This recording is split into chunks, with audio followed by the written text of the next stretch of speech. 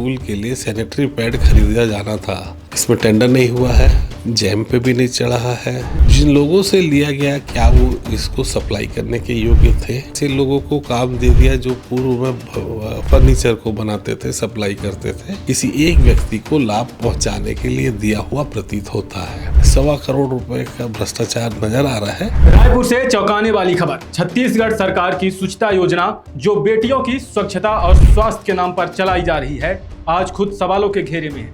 सवाल सिर्फ sanitary pads का नहीं, सवाल नियत, नियम और नियत में घुसे भ्रष्टाचार का है।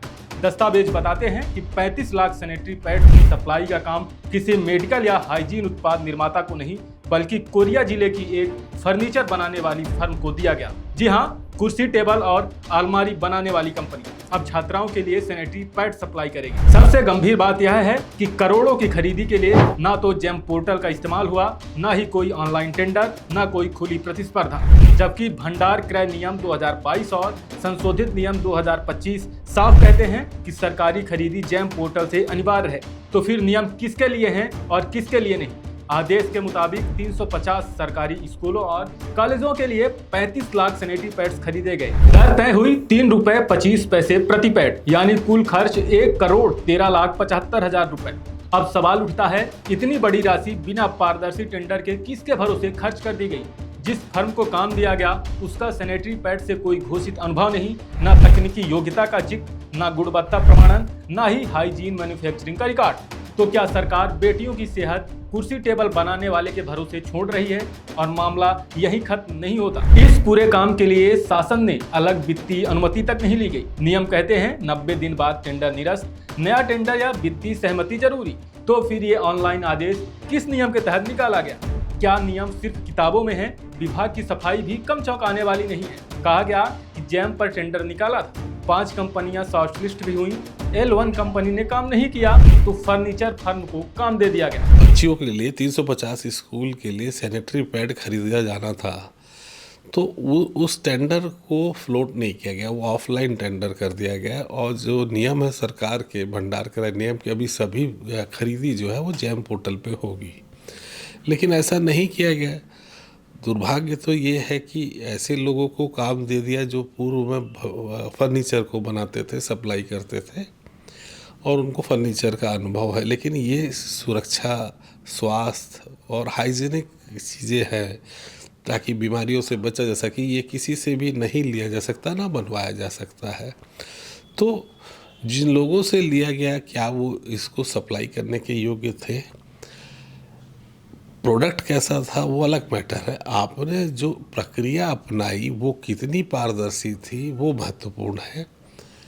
आपने क्या उसका कोई टेंडर फ्लोट किया? आपने करोड़ों के इस खरीदी को किसी एक व्यक्ति को लाभ पहुंचाने के लिए दिया हुआ प्रतीत होता है। इसमें टेंडर नहीं हुआ है, जैम पे भी नहीं चढ़ा है, प्रतिस्पर्धा नहीं हुई है, किसी प्रकार की बार्गेनिंग नहीं हुई है। तो ये बड़ा भंडार क्रय नियम का, जैम के नियमों का पूरा उल्लंघन है। सरकार इतनी गंभीरता से इसको ले रही है, कई लोग सस्पेंड हो चुके हैं। लास्ट मंथ दिसंबर में लगभग इसी जैम की गलत खरीदी की वजह से 12 से 15 लोग सस्पेंड हुए हैं। बावजूद इसके ये जैम को अभी जैम में करप्शन हो रहा था, अभी जैम को साइड लाइन करके करप्शन हो रहा है। तो ये डायरेक्ट खरीदी आप इसे बोल सकते हैं, आप दर्शकों के लिए ये डायरेक्ट खरीदी की गई जो अधिकार में महिला बाल विकास के नहीं आती। उनके अधिकारी इतने उस पर सक्षम नहीं है कि वो मतलब सक्षम से मेरा मतलब है कि उन्हें फाइनेंशियल पावर उतना नहीं है।